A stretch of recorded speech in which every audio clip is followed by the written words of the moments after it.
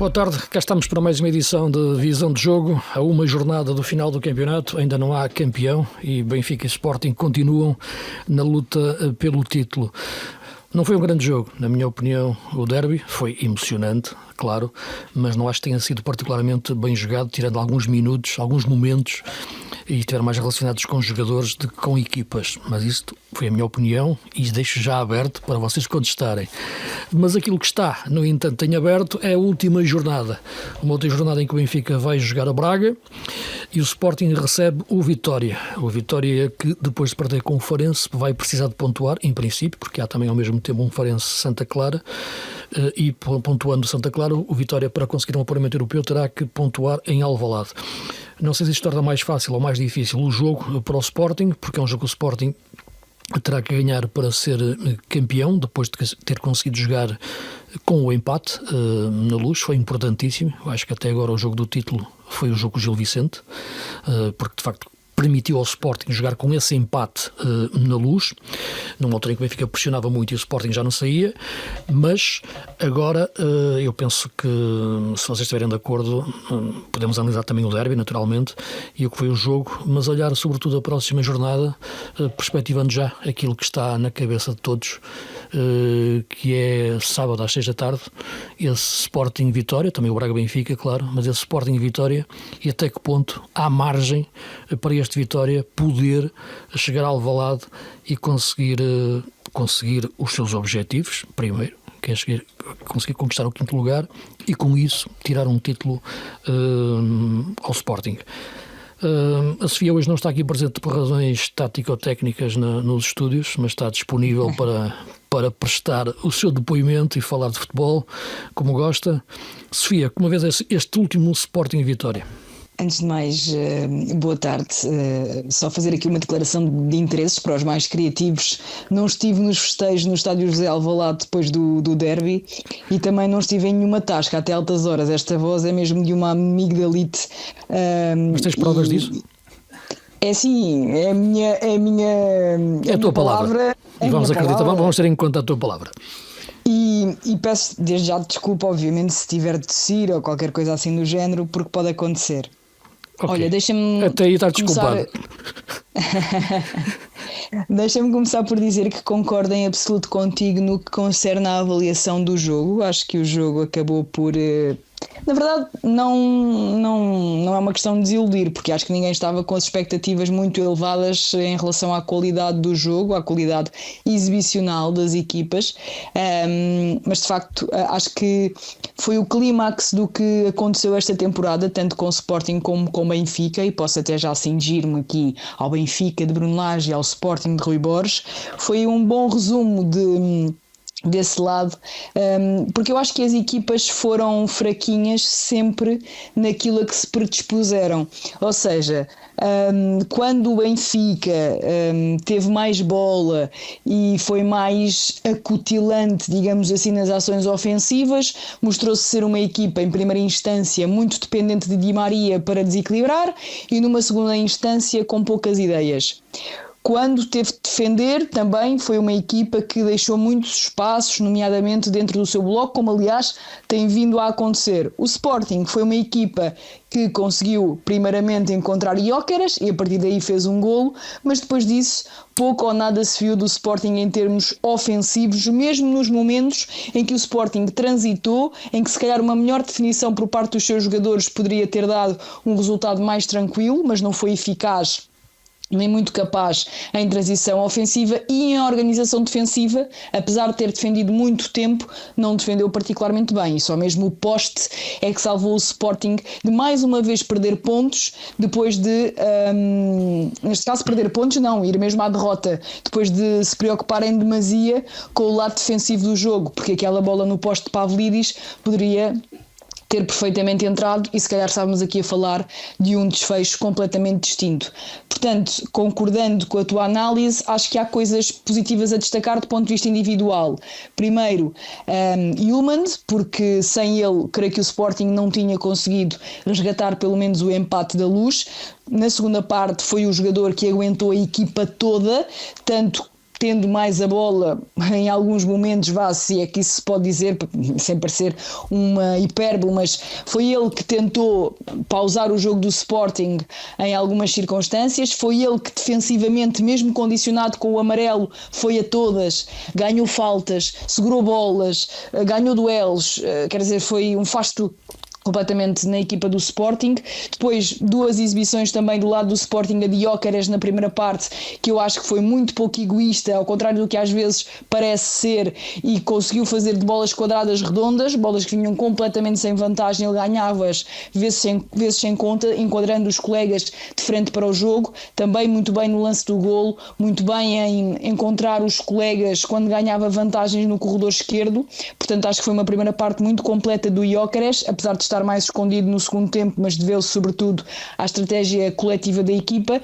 E depois tenho de destacar Eduardo Quaresma, porque acho que está cada vez mais crescido, cada vez mais focado, cada vez mais equilibrado também nas suas ações. Secou por completo a Turkoglu, é o adversário feito também para o perfil do Edu, muito bem na antecipação, muito bem no 1 para 1, muito bem a sair com a bola, muitas vezes ganhando vantagens desde trás, qualidade com a bola em condução, no passe, e são estes os meus destaques do lado do Sporting. Do lado do Benfica, Di Maria, para o bem e para o mal, foi o único que se destacou praticamente no primeiro tempo, um jogador que encontrou algumas boas jogadas, mas que mais uma vez atestou que melhora a equipa individualmente, mas não a melhora coletivamente. E Pavlidis, que com a saída de Di Maria conseguiu mostrar muito mais o seu futebol, fez uma jogada à Benzema, se me permitem a comparação, e é, sem nenhuma dúvida, por esta altura, o jogador em melhor forma da equipa do Benfica. Portanto, foi mais ou menos assim que eu vi o derby,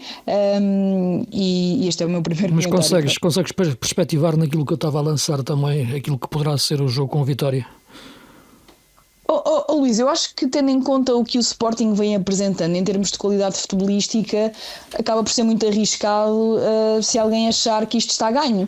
Claro que o Sporting tem tudo a seu favor, tem o fator casa a seu favor, tem o estado de alma, seja lá o que isso for, a seu favor, tem o melhor plantel, tem um melhor guarda-redes, o que é muito importante também, até porque muitas das vezes o Vitória não consegue transformar os seus períodos de domínio em golos, muito por culpa da falta de um ponta de lança, de outra craveira, digamos assim, e também não consegue evitar os golos sofridos por culpa de um guarda-redes de outra craveira. Mas depois do que vimos contra o Gil Vicente, depois do que já vimos o Sporting inclusive também fazer em Guimarães, acho que ninguém pode dizer que o campeonato está a ganho. Ainda assim concedo total protagonismo, total favoritismo ao Sporting pelas circunstâncias normais do nosso campeonato, mas eu acho que se há equipa no nosso campeonato que pode ir ao Alvalade roubar pontos ao Sporting, essa equipa é o Vitória, não só pelo plantel que tem, e é uma pena não podermos contar com Tomás Andel para essa partida, mas não só pelo plantel que tem, mas também pelo bom treinador que tem, ou pelo ótimo treinador que tem. Eu gosto muito de Luís Freire, não é a primeira vez que o digo aqui, sou muito fã das suas ideias, das suas convicções, e acho que é um treinador que está desenhado para outros palcos. Nuno, olhando este derby, sobretudo também perspectivando já a próxima jornada, e até que ponto o Vitória pode de facto chegar ao Alvalade e marcar uma presença que muda o curso do título, que neste momento parece, claro, encaminhado para o Sporting. Então, olá, boa tarde a todos. Eu, muito sinceramente, acho que o Sporting está com uma mão e meia no troféu, porque acho que muito dificilmente o Vitória de Guimarães conseguirá travar esta onda verde que se começou a desenhar logo no final do Jogo da Luz, que já se desenhou no decorrer do jogo, em que o Sporting esteve em vantagem e depois foi tentando jogar com a vantagem que tinha construído muito cedo, e depois o Benfica teve que reagir, natural, e podia ter chegado ao golo, mas depois no final do jogo, com o empate, acho que foi visível no rosto das pessoas do Benfica e visível no rosto e depois posteriormente na festa das pessoas do Sporting, quanto a mim exagerada, e esse sim pode ser o grande perigo, mas já lá vamos. Parece-me muito claro que acho que já há uma compreensão do universo futebolístico português, de que o Sporting está mesmo muito próximo de garantir o título. Não me parece, muito sinceramente, não estou a questionar os argumentos do Vitória, que, como se disse aqui, o Tomás Andel e também o Relvas, que é um jogador que ganhou um protagonismo muito importante no Vitória de Guimarães, também não vai jogar, porque está castigado. Regressa o Tiago Silva, de quem ontem o Vitória muita falta sentiu no jogo. Muita mesmo. Muita falta, é um jogador fundamental. Telmarcanjo, e regressa também o Telmarcanjo, que é um jogador que também pode... E que também ontem sentiu muita falta ao Vitória. Sim, mas notou-se nesta equipa de Sporting, pesa tudo aquilo que vocês também foram mencionando e aquilo que temos vindo a falar no programa. Parece que o Sporting agora, com uma mão no ouro, muito dificilmente vai deixar de o escapar. Nota-se a confiança dos jogadores nesta semana decisiva. Não me parece que vão fraquejar, porque há um espírito de conquista. O Sporting a maior parte dos jogadores, destes jogadores que estamos aqui a falar, foram os campeões do ano passado também. Poucos elementos novos há alguns, claro, mas poucos elementos novos há. Portanto, são jogadores habituados ao mais alto nível e também não me parece que seja necessário ser um treinador extraordinariamente experiente para, como se diz, colocar gelo na equipa. E só, evidentemente, Nuno, e desculpa interromper-te, mas nesse sentido deixa-me elogiar Gonçalo Inácio, porque é um jogador que geralmente treme um bocadinho nestas circunstâncias e provavelmente foi um dos jogadores que teve, ou se calhar um dos jogos em que esteve mais capaz do ponto de vista defensivo, mesmo quando o Benfica apertou um bocadinho mais. Sim, e muito melhor que no jogo anterior. E o Jani Catambo também foi outro exemplo que também fez uma boa exibição.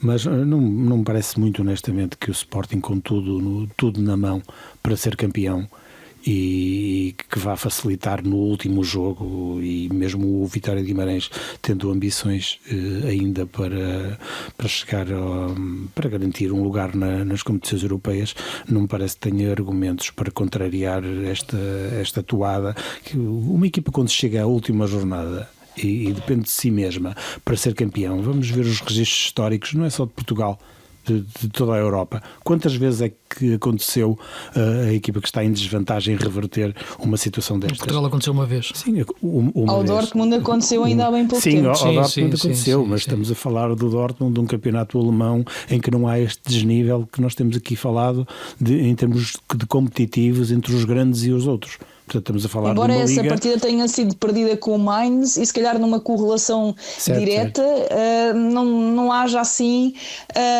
correlação, olhando claro aos campeonatos e às equipas, sim, e aos orçamentos, isso tudo, não haja assim uma diferença tão significativa. Eu lembro perfeitamente desse jogo, que eu vi esse jogo. Foi dramático. E foi dramático. Eu faço aqui já a declaração de intenções, que eu sou adepto do Dortmund. Na Alemanha é o clube pelo qual eu gosto mais, pelo qual eu sou adepto, e foi mesmo dramático. Mas estamos a falar de um jogo em que o Dortmund se abriu excessivamente. Não me parece que o Sporting, com tudo na mão, acho que vai ser uma entrada muito forte do Sporting. Acho que não vai ficar na expectativa nem a aguardar. E acho que o facto de o Vitória precisar de pontos pode, entre aspas, ajudar. Se calhar isso até penaliza. Estava a falar aqui um bocadinho com o Luís antes de entrarmos no programa, e se calhar o fator do Vitória ter de jogar para conquistar pontos pode ser mais vantajoso para o Sporting. Vai ter que se abrir no sentido de ter que se abrir a qualquer momento, claro, para ir à procura um Vitória sem um Vitória sem responsabilidades, completamente livre de responsabilidade de ter de pontuar, seria muito mais perigoso. Já tivemos esse exemplo. E já temos vários exemplos. As duas teses são sustentáveis, mas vou por aí também. Parece-me sinceramente que há muito poucas hipóteses. Os adeptos do Benfica podem ter poucas esperanças, e acho, muito honestamente, pelo menos aqueles que eu conheço e com quem eu falo, têm muito poucas esperanças que possa haver um volte de face de última hora. Tudo caiu naquele lance em que Pavlidis remata ao poste. Um lance infeliz, como houve outros durante a época. O Sporting também teve lances infelizes ao longo da época, e o Porto e todas as equipas tiveram lances infelizes que lhes custaram pontos, e este lance, infelizmente para o Benfica, custou pontos num jogo que era decisivo e que, quanto a mim, decidiu, ou praticamente até porque decidiu. O Benfica não teve assim tantas oportunidades, então esse lance acaba por ficar muito na retina, não é? Acaba por ser eu acho que até o lance do jogo. O Benfica poderia ter entrado de outra forma, foi surpreendido, e não foi por falta de aviso, surpreendido por aquela incursão dos Gyökeres, e depois quando faz aquele movimento em que tudo pode acontecer, dança ali sobre os defesas, solicita a entrada do colega, do Trincão, que finaliza bem, como toda a gente sabe, e que não é devidamente acompanhado pelo Carreras. Eu acho que há uma fração de segundo em que o Trincão faz um movimento com o corpo para a esquerda e o Carreras abandona, deixa de fazer a corrida para lhe permitiria, eventualmente, não é bem defendida, a zona não é bem defendida, por isso há uma responsabilidade. Nem a própria zona do Gyökeres, porque ele não pode fazer aquele passo com aquele à vontade. Exatamente, não é? A bola é bem metida pelo Pote, é bem metida, no primeiro momento. É bem metida, mas não é por falta de aviso, porque o Gyökeres é forte nisso, toda a gente reconhece qual é o ponto mais forte dele. A zona tem que ser Digamos muito que o Sporting teve logo aos 4 minutos a jogada sonhada para este jogo. Dá para fazer um paralelismo com o que aconteceu com o Benfica no Dragão. Sim, diz, em relação aqui ao golo no primeiro minuto do Benfica? Exatamente, ou seja, o encaixe do jogo nesse jogo foi completamente a favor do Benfica, e desta feita aconteceu ao Sporting marcar muito cedo. Certo? Sim, eu dizia mais porque esta era a jogada sonhada e era a jogada mais temida, não é? Portanto, e é mais previsível. E é mais previsível, a questão é... Só que a questão é que podes prever uma coisa, mas não podes muitas vezes adivinhar o momento em que ela pode acontecer ou onde ela pode ter origem. E teve origem de facto num baixar e num recuar do Pote, que é muito importante. O Pote vai crescendo minuto após minuto, já nem é jogo após jogo, embora depois se sinta o desgaste físico na parte final, mas é muito importante para este Sporting, e não sei se não pode jogar a médio em muitos momentos do jogo com Vitória, mas isso também é outra questão, também vos quero colocar em face da ausência do Yulman, porque o Yulman de facto é um jogador decisivo neste Sporting. Eu acho que era impossível o Sporting resistir naquela segunda parte sem o Yulman. Sim, na segunda parte, porque na primeira parte eu acho que ele não fez um jogo bem conseguido, curiosamente. Diferente. Aquilo que era preciso do Yulman na primeira parte era diferente daquilo que era preciso do Yulman na segunda. E espaços, mesmo os duelos, ele costuma ser muito mais eficaz percentualmente na disputa dos duelos, a ganhar os duelos. Teria que ter algum cuidado de jogar com o amarelo. E a questão, eu acho que isso, sendo ele um jogador de contactos permanentemente, não os poderia muitas vezes, para os ganhar, expor-se demasiado a essa questão do segundo amarelo, não é? Mas deixa-me referir só, porque acho que comecei há pouco a referir que o jogo do título tinha sido o anterior, porque acho que o anterior, aquele gol do Eduardo Quaresma no tempo dos descontos frente ao Gil Vicente, foi o que permitiu de facto ao Sporting ter esta abordagem no jogo, e na segunda parte também, e foi aquilo que condenou o Benfica a ter que ganhar este jogo depois de estar a perdê-lo tão cedo. Portanto, tudo isto foi condicionado por aqueles últimos minutos frente ao Gil Vicente, porque penso que o Sporting conseguiu, não é jogar para o empate, mas jogar com o empate. Isso colocou a equipa mais tranquila no jogo, até do ponto de vista daquilo que é a organização tática. A entrada é forte, o Benfica permitiu ou expor-se àquele momento de transição rápida do Sporting na profundidade. Poderia, aliás, o Sporting ter construído um segundo golo dessa forma, e o jogo vai estabilizando aos poucos, naturalmente, quando o Benfica vai crescendo mais em ataque continuado, mas sem nunca marcar ali uma diferença clara em relação àquilo que era o momento ofensivo de criação de oportunidades. Penso que a segunda parte do Sporting, e isso tem sido uma tendência na equipa de Rui Borges, vai recuando, vai afundando, até um ponto em que a equipa já não respira com o nariz de fora, no sentido de sair para o ataque, e Gyökeres já não apareceu na segunda parte, e aí sim eu acho que a importância de poder jogar com o empate é decisivo. O Benfica chega bem ao empate, está próximo do 2-1 nessa bola que referiste do Pavlidis ao poste, e o Sporting naquele momento percebeu-se que iria fechar e aguentar o empate, e só lhe era possível, como resultado que servia para conquistar o título em face do tal jogo frente ao Gil Vicente. Portanto, tudo aquilo que o Sporting foi no jogo foi muito condicionado por aquilo que foi o poder jogar com o empate, como sendo uma vitória para o último jogo frente ao Vitória de Guimarães na última jornada. Eu acho que foi uma equipa sempre mais, dentro do ponto de vista daquilo que é a estratégia, uma equipa mais segura daquilo que queria fazer nos diferentes momentos para que o jogo passou. Acho que o arranque do jogo, a equipa conseguiu de facto cair em cima do Benfica nessa profundidade, e o Benfica não percebeu o momento que não podia dar aquela jogada sonhada ao Sporting tão cedo, e deu. E acho que o Sporting depois conseguiu na segunda parte ser a equipa que é recuada a jogar em organização defensiva com uma linha de 5, enquanto outros momentos do jogo conseguiu defender em 4-4-2. Acho que um momento, e isso também vos deixo à vossa consideração, porque é um momento sempre... Lá está, a bola oposta parece já quando Lage parte a equipa no sentido do 4-4-2. Nós aqui já temos falado ao longo das nossas conversas de que é um momento em que o Benfica, mais do que partir o jogo, parte a equipa, quando mete os 2 pontas de lança. Embora ali eu imaginasse que Pavlidis fosse recuar um pouco mais no terreno. Eu já começo a imaginar Pavlidis como terceiro médio. Como um 10. Sim, por aí, um 10 moderno, exatamente. Mas ele jogou mais lado a lado, e a jogada da oportunidade de gol é de lado a lado com o Belotti. Esse momento no jogo, vocês pensam que aproximou mais o Benfica da vitória ou distanciou-o mais do ponto de vista tático? Sofia, queres pegar nisto? Eu não, ou seja, eu acho que, olhando para as substituições, o Di Maria de facto tinha de sair. Aliás, sim, eu defendi isso aí aqui, estamos de acordo, sim. Eu defendi aqui que o Di Maria nem sequer devia ser, embora eu achasse que que iria ser titular, não acho que devesse ser titular. São coisas diferentes.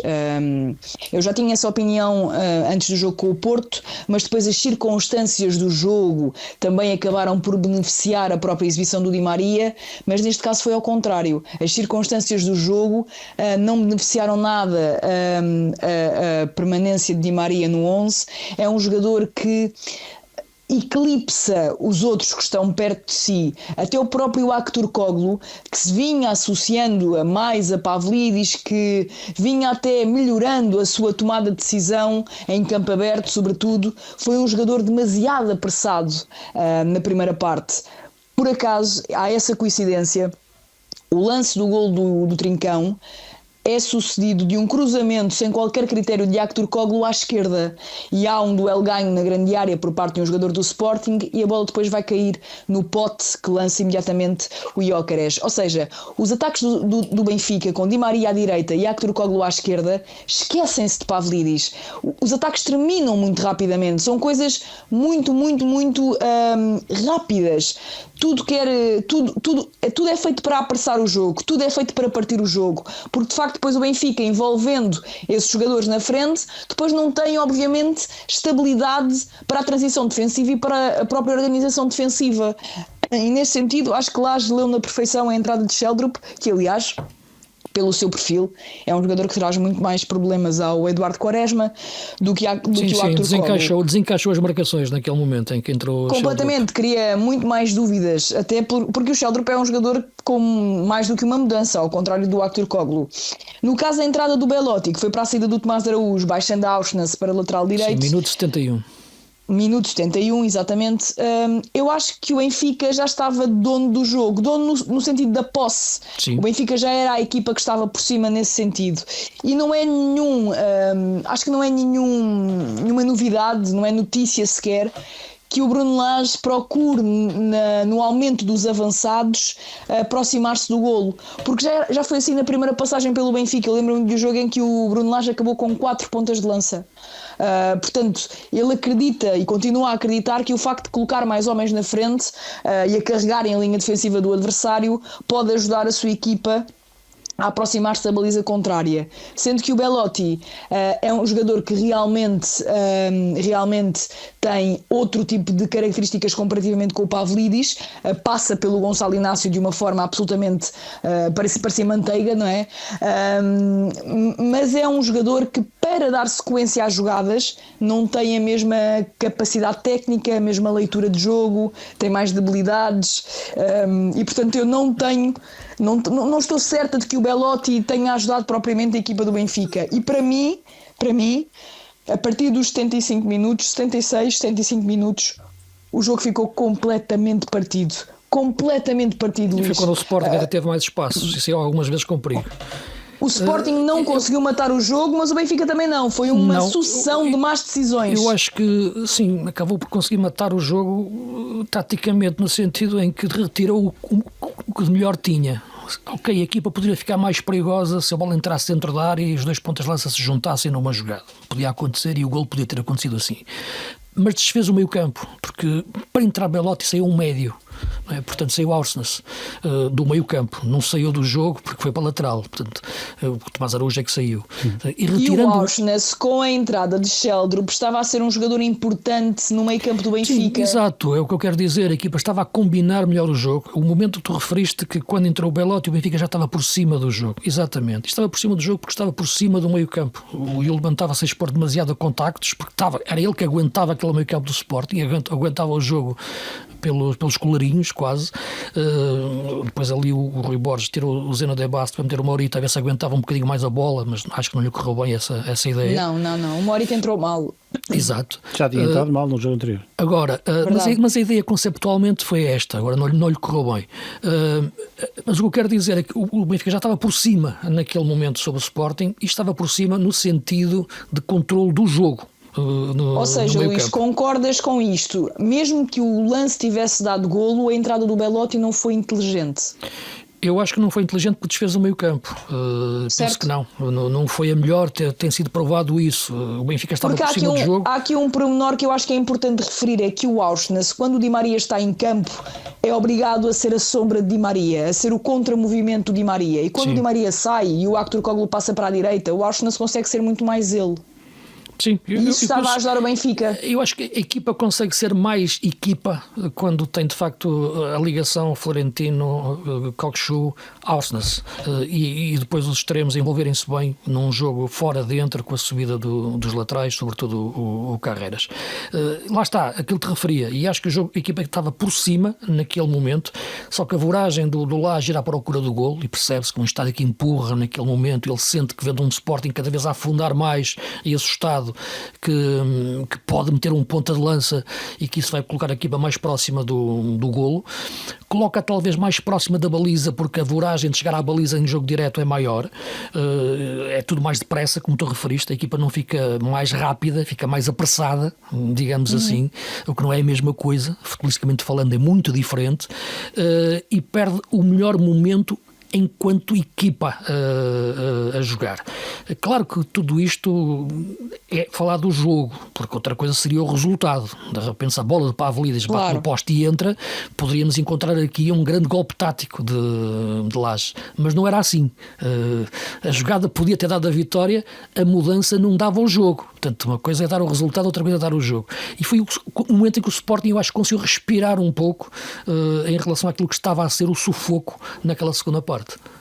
Sendo que a entrada de Artur Cabral, então, aos 91 minutos para a saída de Pavlidis não foi mais do que uma fezada. Sim, essa foi exatamente. Espero que o jogador acertasse. Não é? É um clássico essa substituição.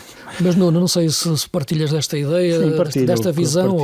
Nós tínhamos dito que o jogo podia decidir-se muito por dois fatores. Um meio campo, esses equilíbrios que as equipas conseguissem imprimir no meio campo, e contaríamos aqui, aliás, vaticinamos que as equipas não andariam muito longe disto. Quem errou aqui fui eu, que achava que ia jogar o Kenda e o Mateus Reis, mas Rui Borges optou por Xeni Catamo e bem. Eu também achava que ia jogar o Mateus Reis, Nuno. Sim, eu também. Por isso é que nós não somos treinadores, se calhar, e o Rui Borges é. Exatamente. Saiu-se bem com isto. O Maxi fez uma ótima exibição. Sim, sem te cortar o raciocínio, mas podes encaixar, porque depois temos aqui 10 minutos só. É pouco tempo, não é? Embora num jogo dê para virar um campeonato. Que é a entrada do Kenda. Quando entra o Kenda, ele já visa explorar um jogo que já se vai partindo e imaginar a velocidade do Kenda, não é? Sim, foi isso que tinhas projetado também na semana passada. Sim. Que a entrada do Kenda poderia desequilibrar, mas acho que aquilo que dissemos, além do equilíbrio do meio campo, falamos também das questões emocionais, que ganharia quem estivesse melhor emocionalmente, quem gerisse melhor as emoções do jogo. E o Sporting tinha mais margem para gerir emocionalmente porque tinha um empate. Porque teve vantagem durante o jogo. E fez o gol muito cedo, sim. Mas depois o Benfica acabou por ir para cima e que fez o empate, e nos últimos minutos tudo podia acontecer, inclusivamente nada, como dizem o nosso companheiro André Veloso. Sim. André Veloso. E também realçamos na semana passada que ganharia quem estivesse emocionalmente mais estável no jogo, mais confortável no jogo, mas que também poderia acabar empatado se as duas equipas se apresentassem no mesmo patamar nesse aspecto. Acho que o Benfica, a entrada do Benfica com mais iniciativa, como lhe competia, tinha de ser, mas não pode sofrer um golo aos 4 minutos da forma como o Sporting idealiza todas as suas jogadas para chegar ao sucesso. Sim, era isso onde eu queria chegar. Na primeira intervenção é nisso. Ou seja, o Benfica não pode abordar o jogo do título, não é o jogo do século. Acho que exageraram um bocado quem caracterizou isto como o jogo do século. Não foi o jogo do século. Até porque estamos no princípio do século. Exatamente, ainda só faltam 75 anos para acabar o século. Mas o jogo do século... pouca, passa rápido. Passa, e nós cá estaremos para ver. Sim. Eu confio na nossa 2058 lá. Nos nossos médicos. Mas aquilo que te referia, o momento do 4-4-2 de Lages. Sim, ele procura ali uma transformação e vai de encontro àquilo que eu tinha dito. O Benfica assumiu, e Bruno Lage foi o primeiro a perceber que não poderia levar a discussão do título para a última jornada porque estava perdido. Acho que foi a convicção de Bruno Lage quando fez essas substituições na tentativa desesperada de ganhar e de partir o jogo e de tentar tudo para chegar à vitória. Poderia de facto ter chegado. Houve alguma infelicidade. Também houve alguma falta de critério na definição de algumas jogadas. O Benfica também não criou, além desse remate ao poste, um conjunto muito alargado de grandes oportunidades. Mas o Sporting foi jogando confortavelmente, ou mais ou menos confortavelmente, com o resultado e com a vantagem que tinha neste desempate que dá vantagem à equipa no último jogo. Sim, eu estou aqui a falar disto e deixa-me só referir aqui uma coisa para não referir suscetibilidades, que é o caso em que estamos a falar se o Vitória pode tirar o título ao Sporting. Atenção, o Benfica tem que ganhar em Braga para ter essas hipóteses, e vai já com Braga, embora já esteja acabado. Não tem de ganhar, tem é de fazer um resultado melhor do que o do Sporting. Exatamente, por aí, era isso que queria referir. O Sporting até pode ser campeão perdendo o jogo, inclusive. Completamente. Portanto, isso pode acontecer. Se o Braga ganhasse. Isso seria um ótimo desfecho para um campeonato destes, sinceramente, os dois perderem. Dentro da tua linha de pensamento, sim, podia dar-te o corolário máximo daquilo que vem-se expressando em relação à qualidade das equipas, e não ganhar o melhor, mas assim aquilo que é o menos fraco. O menos mau, sim. Mas enfim, eu acho que... Luís, mas deixa-me só dar uma ideia muito rápida, porque nós falámos ali da questão das substituições de Bruno Lage, e dar só uma nota sobre as substituições de Rui Borges. No momento em que o jogo parte, eu acho que o Sporting até tem mais lances de vantagem para fechar do que propriamente o Benfica, ou seja, para chegar ao 2-1, do que propriamente o Benfica. Lances que não deram em remate, em finalização, mas que estavam em campo aberto os jogadores do Sporting e poderiam ter tido outro tipo de discernimento para chegar à baliza de Trubin. Nesse momento o Sporting tinha como jogadores mais adiantados Gyökeres, Arder e Kenda. Ou seja, dos três, nenhum é particularmente especial. Kenda na esquerda. Exatamente, mas nenhum é particularmente especial. Não, o Kenda é especial, sem dúvida nenhuma, mas eu acho que na tomada de decisão não há nenhum particularmente especial, e nesse sentido acho que isso prejudicou muito o Sporting nesse período em que o Bruno Lage partiu o jogo. Isso tem a ver muito com a questão de não ter o melhor pote, não é? Porque esse sim é que seria especial. Se tivesse o melhor pote, o pote não tinha saído. Não tinha saído, aí está. E isso poderia ser um momento do jogo para ele. Acho que Arthur é um jogador que tem que aprender muito em termos de movimentos. Mas é um bocado trapalhão. É por isso mesmo, mais uma razão, além da questão técnica, a questão tática. Atenção que ele também muda naquele momento um dos centrais. Os alas. E os alas? Sim, mas o Santo Justo, imagina ele talvez pela maior velocidade naquela parte final do jogo. Agora, e no meio campo, já falamos naquilo que não lhe ter corrido bem, não correspondeu a entrada de Morita. Não há Ullmann agora para jogar frente ao Vitória. Morita de Baste é pacífico, ou Pote pode recuar mesmo ali para uma posição 8, como já fez no passado. Eu imagino que sim, mas depois pensa a pensar e acho que não, porque fisicamente não está a top. Porque de outra forma, acho que seria uma boa solução. Eu imagino que a única alteração que seja uma troca direta. Morita e Ullmann por Morita, neste caso. Sim, tudo o resto eu acho que não há razões para... Nem Kenda Katamo? Não, nem Kenda Katamo. Penso que após a exibição foi claro que todas as opções têm o lado estratégico, tem a ver com o adversário, tem a ver com o jogo, com as características de jogo, e daí a opção por Jenny Katamo contra o Benfica, mas parece-me, a minha firme convicção de que não há razões para tirar Katamo, até porque ele ofensivamente esteve muito bem neste jogo também. Sofia... É assim, estamos a falar de dois jogadores que estão condicionados fisicamente, tanto o Pote como o Morita. E isso tem logo aqui influência na possível escolha de Rui Borges. O Morita entra mal nos dois últimos jogos, entra mal contra o Gil Vicente, entra mal no Estádio da Luz. É obviamente a troca mais lógica, mas eu acredito que numa situação limite, em que o Sporting tenha de ir atrás do resultado, em que o Sporting esteja a necessitar muito de marcar, eu não coloco fora de hipótese um Pote Morita no meio campo e um Kenda, Trincão e Ócaras na frente. Pote Morita. Ou seja, numa situação limite, mesmo limite, ir à procura do resultado. Ok, sim. Ir à procura do resultado. Início, Pote Morita, Kenda, Ócaras e Trincão. Acho que isto pode acontecer caso o Sporting entre numa situação limite. Sim, é possível. É possível, porque naturalmente não é entrar na cabeça dos treinadores, mas das hipóteses que eles têm para jogar. O Benfica em Braga, um Braga que perdeu o terceiro lugar praticamente nos últimos 3 jogos, perdeu 7 pontos, empatou com o Famalicão, empatou em casa com o Santa Clara e agora perdeu frente ao Casa Pia. Vai defrontar o Benfica já sem hipóteses, não é? Portanto, há aquela questão matemática, mas estamos a falar de muitos golos, portanto, sejamos realistas, não é? Muito rapidamente, temos pouco tempo, Nuno, e dava-te aqui a bola para os últimos minutos. O Porto ganha no Bessa mais uma vez. É Mora é mais 10.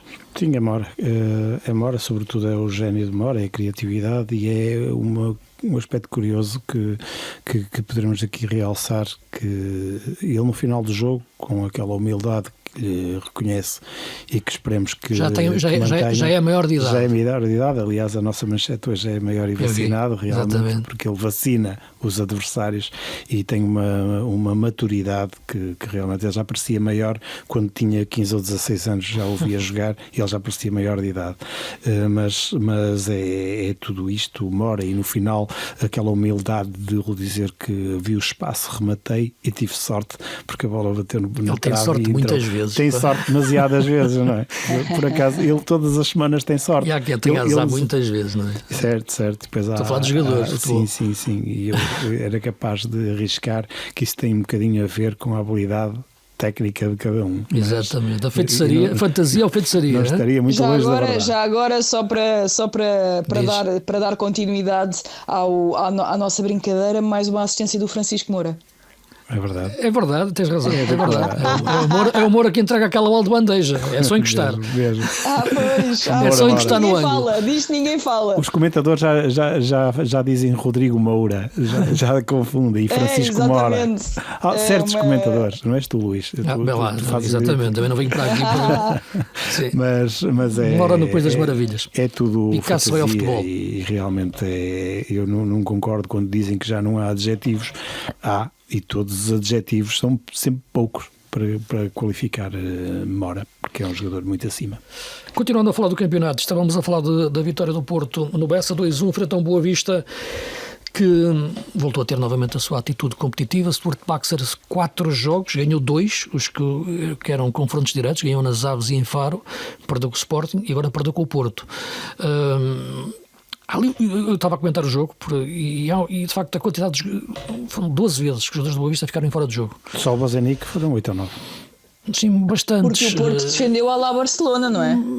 Sim, mas o Boa Vista não atacou, com muitas equipas também em Espanha já tiram as medidas e conseguem meter na profundidade, porque aquilo não foi trabalhado. Ao intervalo o Baxter disse que falou com os jogadores na chamada primeiro movimento, segundo movimento, em relação àquilo que é fugir ao fora de jogo, mas não foi bem trabalhado esse momento pelo Boa Vista, naturalmente. Sim, muita ingenuidade, eu acho. E agora o Boa Vista que na segunda-feira tinha conseguido a proeza de ficar fora da descida direta, agora voltou aqui no último lugar. De facto é dramático, porque o Aves venceu, o Zé Mota voltou a estrear-se mais uma vez no campeonato, é a terceira equipa, ganhou na Amadora, e meteu a Estrela da Amadora em dificuldades, e o Farense ganhou em Guimarães, o que é de facto mais surpreendente, mas jogando um futebol que é o futebol do Farense, e ganhando também no último minuto de Poveda, entra em dois lances, dá a vitória ao Farense a acabar em 2 jogos.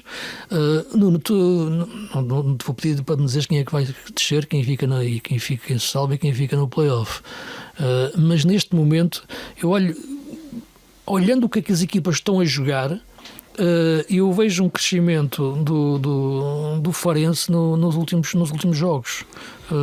Pelo menos acho a equipa mais a cometer menos erros defensivos, pelo menos. Claro que o Vitória podia ter ganho o jogo ontem, podia ter marcado tudo isso, mas vejo a equipa mais junta, sobretudo ali com o Cláudio Falcão à frente da defesa. Sim, no momento de aperto todos ficam logo muito juntos. O Boa Vista também está muito junto, o Aves também está. Sim, mas o Estrela da Amadora, depois de ter ganho ao Porto com um super Kikas no avançado, aquilo Kikas naquele jogo desmarcado, parecia o Salah no Estrela da Amadora Porto. É incrível. Nos outros jogos desapareceu e ontem não conseguiu aparecer frente ao Aves. Acho um jogo muito mal conseguido da parte do Estrela da Amadora. Em termos de abordagem ao jogo, o Aves abordou com muito mais, não digo de seriedade, porque pode querer parecer que eu estou a dizer que o Estrela da Amadora não abordou com seriedade. Não abordou, sentiu foi muito peso. Sentiu muito peso. Eu qualificaria muito rapidamente as coisas da seguinte forma na luta pela descida. Luta pela descida não, porque eles lutam para evitar a descida. Pela qualidade dos jogadores, eu diria que o Farense ficaria no lugar do play-off. Pelo lado emocional, por juntar as tropas e conseguir no campo psicológico de dar a volta à situação, eu colocaria o Aves nesse lugar de salvação. E pela luta, pela abnegação, pela dedicação dos jogadores e por darem tudo, pela atitude competitiva, seria o Boa Vista a ficar na Temos aqui um diplomata, Luís, temos aqui um diplomata. Não. Resolver isto. Não é. Há uma razão para tudo. Tu contaste uma razão para tudo. Dei uma razão para tudo. Eu acho que é muito objetiva essa análise, porque o Farense, de facto, ontem podia ter resolvido o jogo antes, podia ter perdido, é um facto. Podia ter resolvido falha o jogo penalti ao minuto 80 e pouco. pouco, sim. O Rony Lopes atirou ao poste, que é um jogador bastante experimentado, anos e anos de carreira em Espanha e ao mais alto nível em França, ganhou a Liga Europa.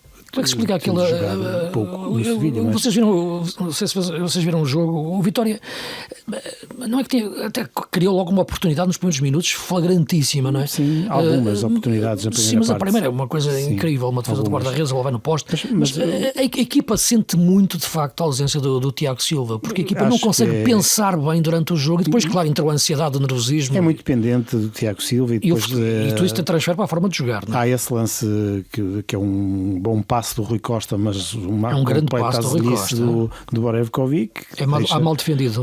Dá-lhe à frente, mas depois tem medo de fazer falta e ser expulso. E era minuto, estás aos 6 minutos. Sim, portanto, nos 6 minutos. Não é? Depois o Farense tem uma reação normal, chegou ao empate, e depois não chegou ao empate, o Vitória chegou ao empate, com justiça. É que o Farense ganha já no tempo de descontos. E depois há um momento em que Tosé Marreco vai arriscar tudo e vai fazer 3 substituições e depois há o penalti. E ele até congela a substituição.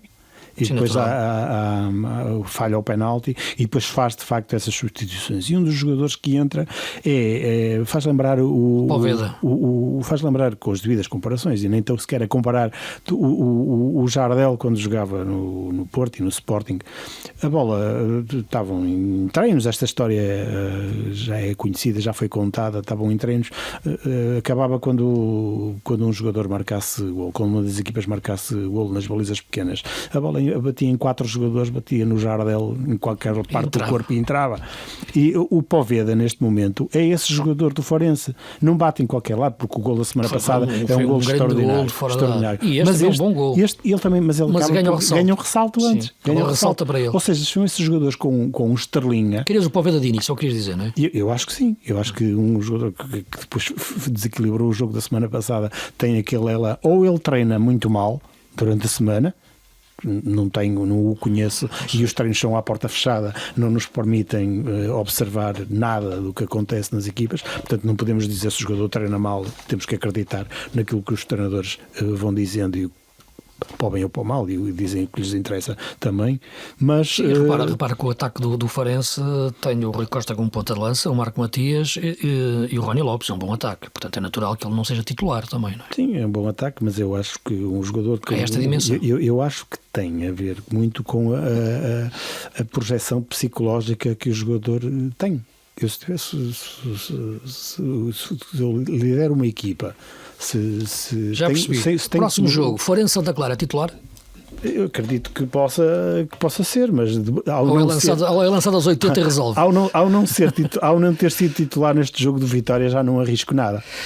Recordar que os jogos da próxima jornada desta luta pela fuga à descida são o Aves Moreirense, o Forense Santa Clara, portanto, quem condenou o Vitória a esta situação é quem o pode salvar, certo, o Forense, se o Vitória perder naturalmente em Alvalade, e um Estoril Estrela Amadora. Pode-se dar a situação de Estoril, Aves e Farense ficarem os 3 com 30 pontos. Sim. Se a Amadora empatar e Aves e Farense ganharem. Portanto, aí a situação é fazer o campeonato a 3. Neste momento, e passando a bola à Sofia, deixa-me dizer que aquilo que destes jogos todos que vi esta jornada destas equipas, e vejo o Farense mais equipa neste momento, mas surpreendeu-me, porque não dava indícios de nenhuma forma, e não acredito que um treinador em tão pouco tempo transforme uma equipa, a forma como o Aves jogou na Amadora. A equipa jogou bem, foi uma equipa muito consistente no meio campo, onde tem bons jogadores, Lucas Piazão, Gustavo Assunção e Rami Grau, mas sobretudo o Mercado, metido mais como um segundo avançado. Aliás, o Mercado já jogava no Equador várias vezes como avançado, como segundo avançado, ou como avançado centro. Foi ele que me disse, foi ele que me contou. É o supermercado.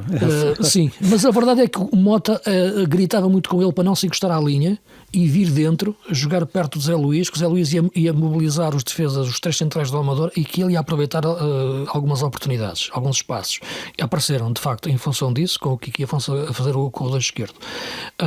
E vejo nesta altura este Aves, de facto, que jogou muito bem. Acho que ganhou bem o jogo a acabar com um belíssimo gol do Zé Luís.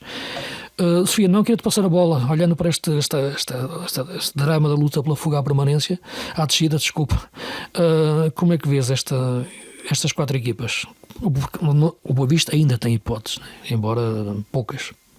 Vou só mandar uma bucha sobre o Boa Vista Porto, que não vai merecer contestação. Portanto, eu vou dizer e vou fugir.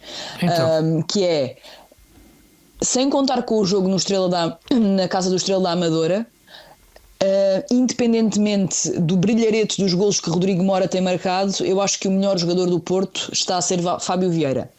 E pronto, agora vou-me embora e vou para a questão daqui da... Mas jogou bem o Fábio Vieira ontem. Eu digo-te uma coisa, eu estava a comentar o jogo, eu estava quase inclinado a dar o prémio de melhor em campo ao Fábio Vieira, porque acho que jogou... Mas tem sido sucessivamente assim. Porque acho que foi de facto o melhor em campo, no sentido do que foi o jogo. Só que aquele golo hipnotiza qualquer um, não é? Aquele golo do Mas eu não estou a contestar o teu prémio, atenção, eu estou a dizer tens razão. Obviamente que o Rodrigo Mora e o brilhantismo dos golos do Rodrigo Mora ofuscam tudo. Sim, o resto, mas o Fábio jogou super muito normal, mas o Fábio Vieira para mim neste período e aconteceu uma coisa, e aconteceu aquilo que falávamos a semana passada, que era jogar Eustáquio Varela e depois lado a lado, no sentido de jogar pensei logo nisso quando vi o 11, pensei logo na nossa conversa atrás do Samu, o Fábio Vieira e o Mora. Sim, portanto essa era só, queria só fazer esta análise, porque eu acho que o Fábio Vieira tem sido um bocadinho descredibilizado injustamente. Depois, relativamente a esta questão e seguindo um bocadinho a lógica da pergunta que fizeste ao Nuno, eu acho que a equipa que não vai descer é o Farense, muito por culpa da qualidade individual do plantel, não do trabalho de José Marreco, porque eu acho que este plantel do Farense é um plantel que dá para mais do que tem mostrado em termos exibicionais. Tu já falaste do Rony, já falaste do Rui Costa, mas deixa-me também acrescentar o Pastor, o Poloni, são jogadores, o Tomás Ribeiro, que eu não percebo porque é que não tem qualquer tipo de expressão em termos de utilização na equipa do José Marreco, que acho que é um central, sinceramente, mais do que válido para substituir o Lucas África. Enfim, com todo o respeito pelo jogador, mas acho que o Tomás Ribeiro é muito mais central, e olhando para esta equipa e para as individualidades desta equipa, eu acho que o Farense e o Zufa também, e o Zufa, sei lá, há aqui vários. Eu acho sinceramente que o plantel do Farense não é para isto, não é para estar a lutar para não descer na última jornada. Portanto, eu acho que é a equipa que se irá manter. Quando pegou na equipa, a equipa já estava afundada, não é? Embora tenha sido cedo, a saída do Mota, não consigo agora precisar em que jornada foi. Aliás, os campeonatos, só um parênteses rápido, teve 38 treinadores. É impressionante, é impressionante. Em 20 mudanças. E portanto, eu acho que o Farense, para outro. eu acho que o Farense se mantém pelo nível individual da equipa e não pelo nível coletivo da equipa. E sublinho, tem equipa para mais do que tem apresentado coletivamente. Depois, deixa-me destacar Kaique, que acho que é um guarda-redes que nos vai obrigar a falar dele mais vezes, se continuar, obviamente, no Farense, que eu não sei se é o caso ou não. Que foi para o lugar do Ricardo Velho, não é? Portanto, são dois guarda-redes que eu acho que têm muito, muito potencial. Fala-se muito do Ricardo, porque obviamente é o titular da equipa e é um grande guarda-redes, mas o Kaique, aquele lance que vocês falaram há pouco, é impressionante a defesa que ele faz. Sim, que a bola bate na mão dele e vai ao poste. São duas. Exatamente. Mas aquela última, ou seja, a forma como o reflexo dele é uma coisa estonteante. Vi várias vezes a repetição e é mesmo impressionante. Tu vês o Farense a salvar-se diretamente a isso? Não, ou seja, desculpa, se calhar eu expressei-me mal. Eu acho que dessas três equipas é a equipa que mais merece, por uma questão, lá está, individual. Depois, entre o AVS e o Boa Vista, enfim, eu acho que o Boa Vista está mesmo... Está para descer, não dá para ver de outra forma. Eu sei que o Boa Vista tem tido muitas vidas ao longo dos últimos anos, mas enfim, a vontade dos jogadores, a atitude competitiva dos jogadores não chega, porque há ali realmente casos em que não chega, falta qualidade individual. Sim, estes jogadores são tudo peças soltas que foram juntas agora em fevereiro, não é? Muitos deles. Já para não falar que, por exemplo, há um caso específico do Bozanic, que é um jogador que provavelmente está completamente... Eu ontem estava a ver o jogo e o Bozanic estava completamente fora dela. Já lhe aconteceu de tudo, desde que está no Boa Vista, é uma coisa impressionante. Ele teve quase vendido, ele chegou a ir ao Salt Lake, não é? E é a segunda vez que isto lhe acontece, porque já tinha acontecido. Ao Sevilha. Exatamente, portanto estamos a falar de um jogador que eu não o conheço e se calhar até posso estar a fazer uma análise errada, mas claro, a minha percepção a minha percepção é que o jogador tem de estar afetado, porque é um dos jogadores que pode elevar o patamar do Boa Vista, e ontem contra o Porto foi um jogador que não existiu, mesmo nesse jogo da linha defensiva, e é um jogador bom para isso, é um jogador para atacar bem o espaço, ele esteve sempre fora de jogo. E essa foi uma das fora de jogo mesmo, é que não era no limite. Literalmente fora de jogo, exatamente. Portanto, acho que essa surpresa que Martin Anselmi trouxe relativamente à altura da linha defensiva do Porto, foi incapaz de, neste caso, ser aproveitada pelo Boa Vista. E depois, em relação ao AVS, enfim, eu concordo que há ali alguns jogadores interessantes, mas a equipa jogou muito pouco ao longo de toda a temporada. Mas estes médios concordas que são bons jogadores, que é o Rame Grau, o Gustavo e o Piazon. Aliás, eu sou fã do Rame Grau. O Mercado é bom jogador. Sim. Sou fã do Rame Grau desde a sua primeira passagem por Portugal, que foi, na altura, foi no Tondela. Sim, foi.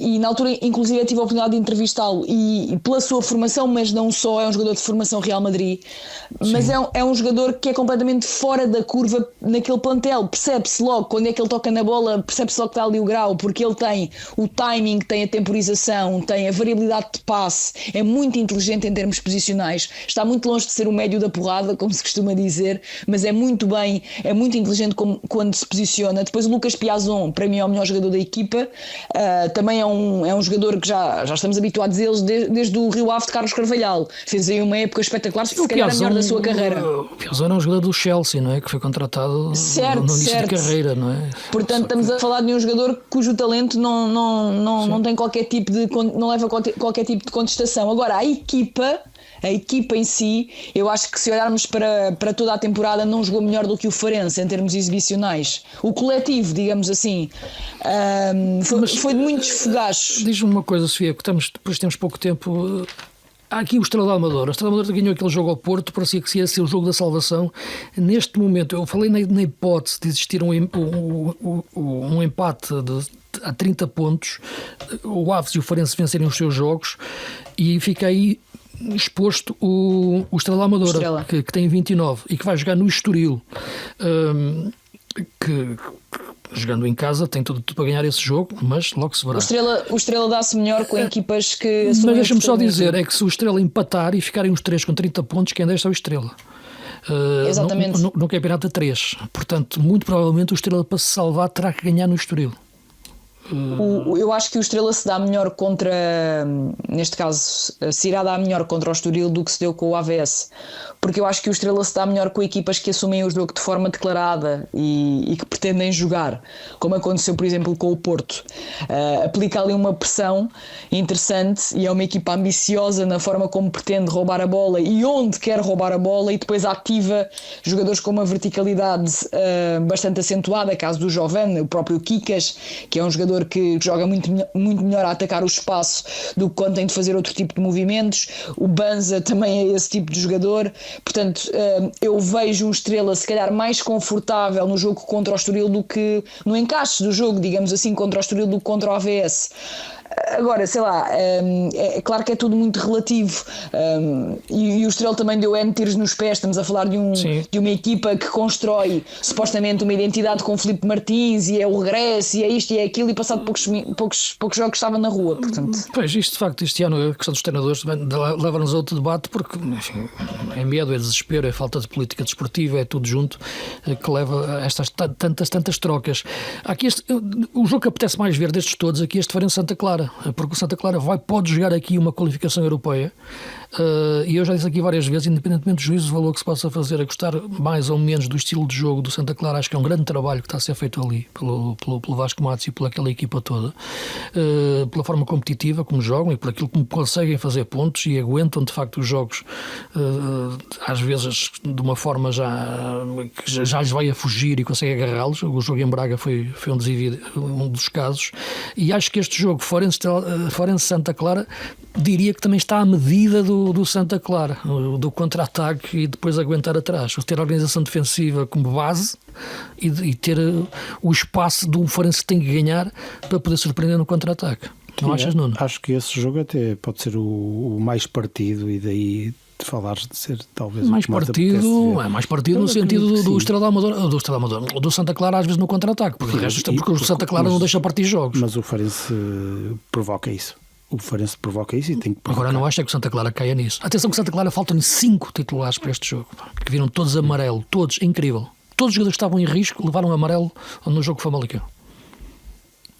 Pode ser é uma coincidência, pode. Não vi o jogo.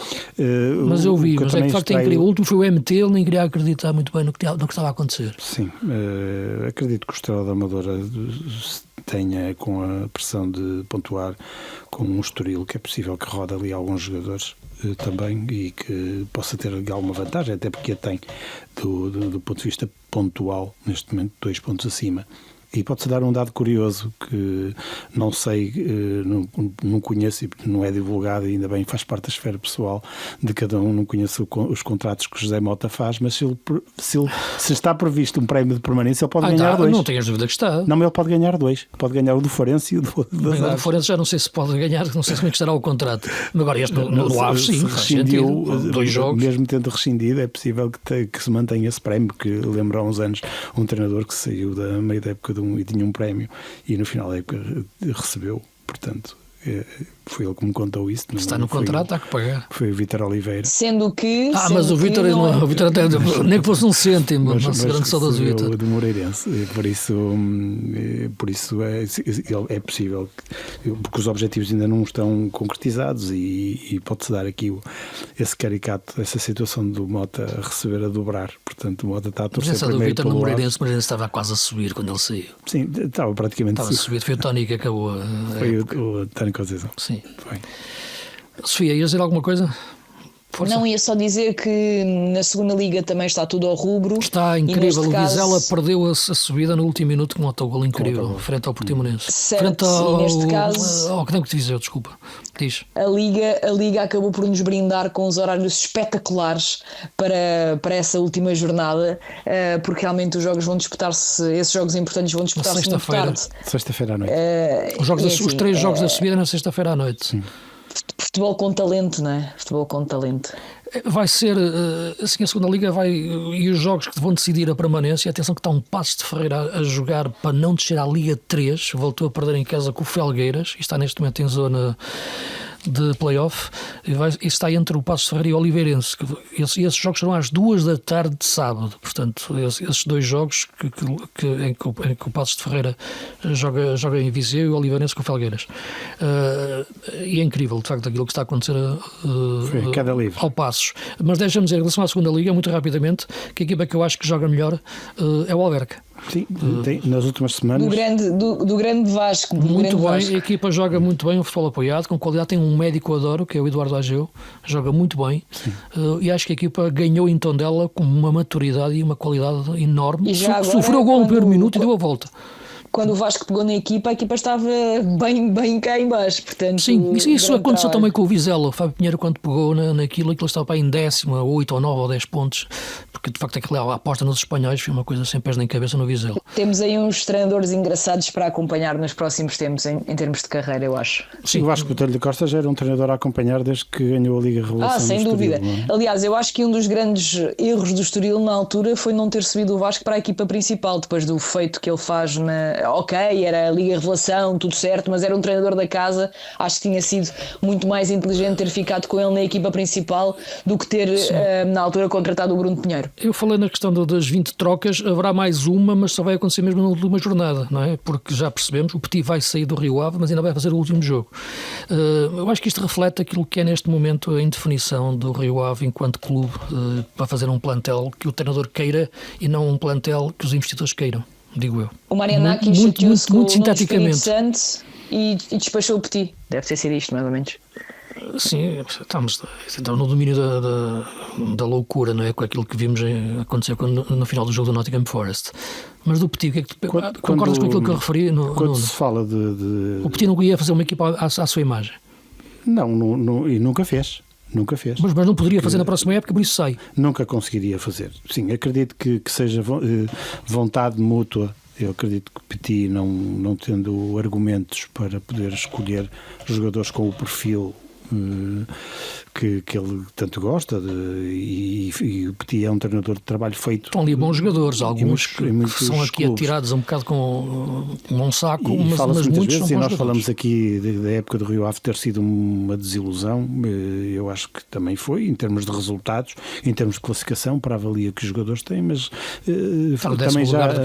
também já falamos aqui de ser praticamente uma equipa de sub-23, com muitos jogadores abaixo de 23 anos e talvez com mas bons jogadores, alguns bons jogadores, mas Aguilera.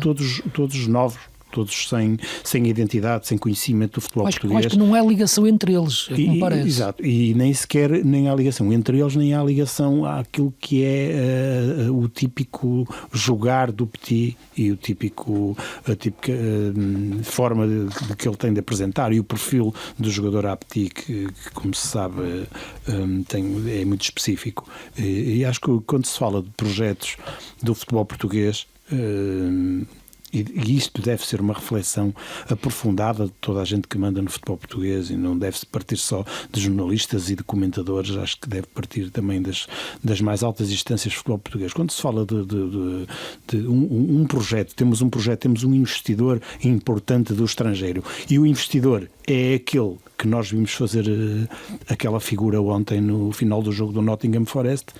Que tipo de projeto é que nós podemos visualizar que eu não para um conheço, clube? Não é? Sim. Não é? Eu até o conheci pessoalmente. Até tive alguns minutos com ele uma vez em Atenas.